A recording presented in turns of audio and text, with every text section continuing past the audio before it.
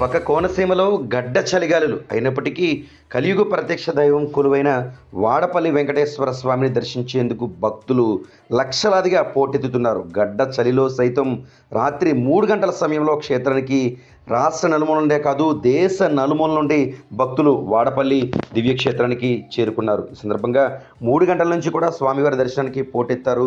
అర్చక స్వాములు స్వామివారికి ఏకాంత పూజలు మంగళహారతులు అనంతరం భక్తులకు దర్శన భాగ్యం కల్పించారు. దీంతో పెద్ద ఎత్తున కోనసీమ తిరుపతిగా పేరుగాంచిన వాడపల్లి వెంకటేశ్వర స్వామిని దర్శించేందుకు భక్తులు బారులు తీరుతున్న పరిస్థితి నెలకొంది. దాదాపు ఇప్పటికీ రద్దీ కొనసాగుతుంది. ప్రస్తుతం స్వామిని దర్శించేందుకు సాధారణ దర్శనం అయితే 5 గంటలకు పైగా సమయం పడుతున్న పరిస్థితి నెలకొంది. ముఖ్యంగా 7 వారాల వెంకటేశ్వర స్వామిగా పిలవడంతో 7 ప్రదక్షిణలు చేసేందుకు భక్తులు పెద్ద ఎత్తున చేరుకున్నారు. ఆ ప్రాంతం సైతం భక్తులతో కిక్కిరిసింది. వాడపల్లితో పాటు ఆ సమీప వచ్చే ప్రాంతం అంతా పూర్తిగా భక్త జన సందోహంగా మారింది. ఇటీవలే ప్రముఖులు సైతం చేరుకుంటున్నారు. తెలుగు ఇండస్ట్రీకి సంబంధించి అనేక మంది స్వామిని దర్శించేందుకు ఈ ప్రాంతానికి చేరుకున్నారు. దీంతో నమో వెంకటేశాయ నామస్మరణతో మారి మోగిపోతున్న పరిస్థితి నెలకొంది. అందరికీ నమస్కారం అండి. నా పేరు రోషన్ కనకాల. ఈరోజు వాడపల్లి వెంకటేశ్వర స్వామి గారి గుడికి వచ్చాము. చాలా అద్భుతంగా ఉంది.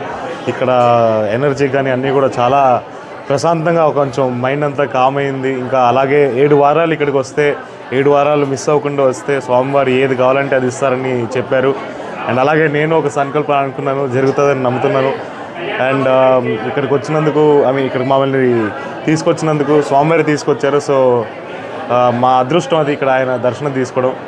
థ్యాంక్ యూ అండి. ఆదాయంలో కూడా ఉభయ గోదావరి జిల్లాలో మొదటి స్థానం. ఏపీలో తిరుపతి తర్వాత మరలా ఈ తిరుపతికే అంత పెద్ద మొత్తంలో ఆదాయం సమకూరుతున్నట్లు తెలుస్తుంది. మొత్తానికి కార్యనిర్వహణాధికారితో పాటు పాలక మండలి సభ్యులు సేవకులు భక్తులకు అసౌకర్యాలు తలెత్తకుండా ప్రత్యేకంగా పర్యవేక్షిస్తున్న పరిస్థితి మాత్రం నెలకొంది. ఏది ఏమైనా వాడపల్లి వెంకటేశ్వర స్వామి దివ్యక్షేత్రం ఈ స్థిరవారం భక్త జన సందోహంతో కిటకిటలాడుతుంది.